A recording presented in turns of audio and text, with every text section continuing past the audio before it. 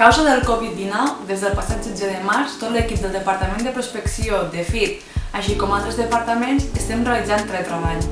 Això ens ha fet canviar algunes dinàmiques laborals. Al llarg d'aquest confinament, una de les tasques principals que continuo portant a terme és l'acompanyament i el seguiment individualitzat a tots els participants del programa Impulsa.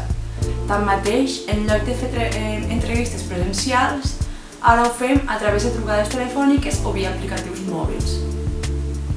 A més, també seguim rebent ofertes de les empreses i entitats amb les quals col·laborem, així com de l'ETT Amiga. Per tant, la intermediació i el contacte amb el teixit empresarial en aquests moments no ha parat. També hem aprofitat per realitzar i actualitzar totes les tasques administratives que en el nostre dia a dia són més difícils de fer i de portar a terme.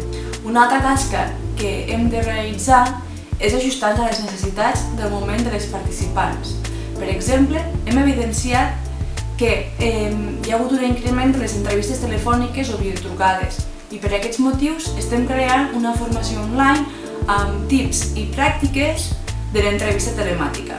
Són moltes les tasques que seguim portant a terme tot i la situació. Per exemple, diàriament realitzem videotrucades amb l'equip, així com altres professionals de l'entitat, a fi de coordinar la nostra acció i no perdre el contacte que tant ens caracteritza. La nostra activitat, òbviament, s'ha vist alterada, però en cap moment hem deixat de treballar per les persones a les quals atenem.